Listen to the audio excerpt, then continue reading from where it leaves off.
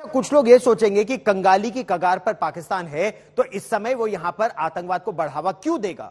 इसीलिए देगा ताकि आंतरिक सुरक्षा जो पाकिस्तान के लिए सबसे बड़ी चुनौती बन गई है उससे ध्यान भटकाया जा सके और भारत में जम्मू और कश्मीर में आतंकवाद के नाम पर वो और पैसे बटोर सके इस्लामी देशों से।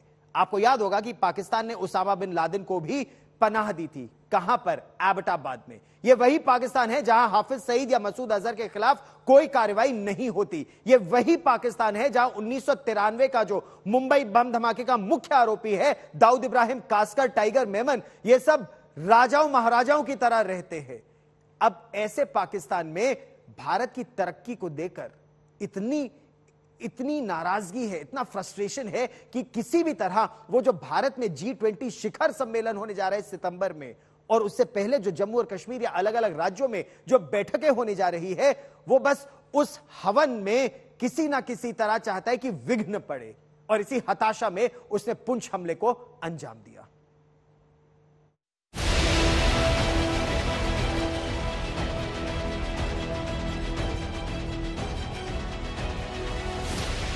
आतंकियों ने सेना के ट्रक पर हुए हमले के लिए जम्मू पुंछ हाईवे के इसी इलाके को क्यों चुना? क्यों 3 महीने की खामोशी के बाद अचानक एक बड़ा आतंकी हमला हुआ? जवाब साफ है।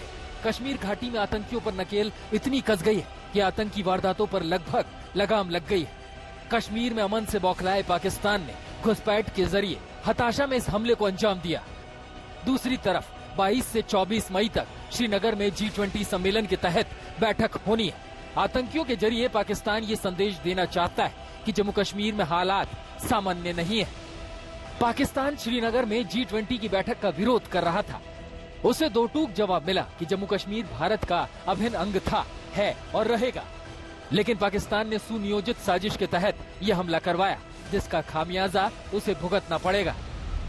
इन कायर पाकिस्तानी आतंकवादियों ने जो दुस्साहस, जो महापाप किया है, इसकी भारी कीमत इन कायर पाकिस्तानी आतंकवादियों को चुकानी पड़ेगी।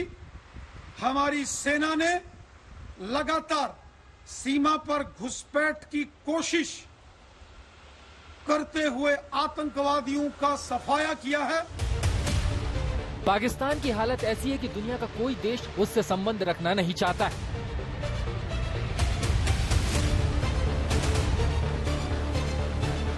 दूसरी तरफ भारत SCO और G20 की अध्यक्षता कर रहा है। पाकिस्तान में आटे की लाइन लगी है, भारत में आईफोन के लिए लाइन लगी है। ऐसे में हताश और निराश पाकिस्तान आतंकी हमला कर माहौल बिगाड़ने की कोशिश कर रहा है।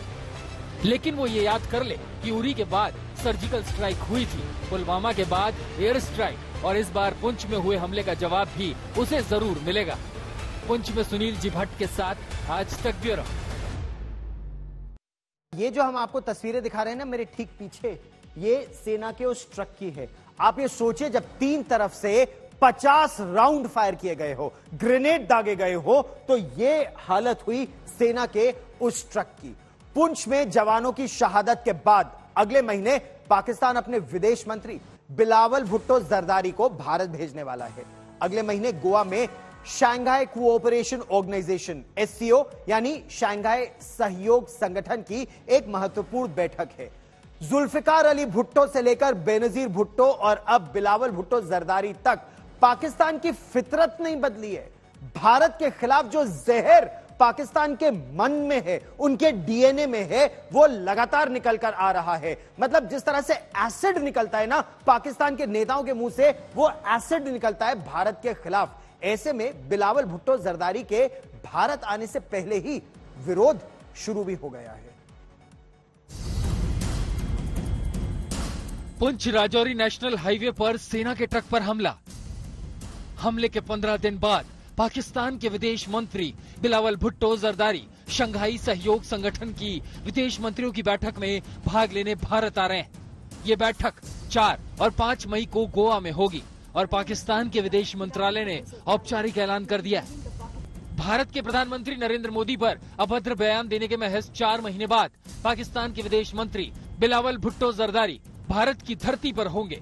दिसंबर 2022 में बिलावल ने संयुक्त राष्ट्र के मंच पर प्रधानमंत्री नरेंद्र मोदी पर बेहद ओछी टिप्पणी की थी।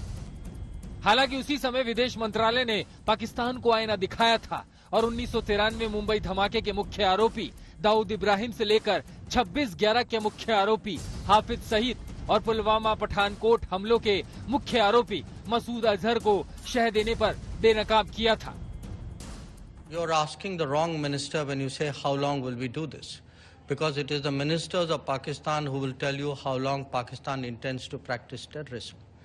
So look,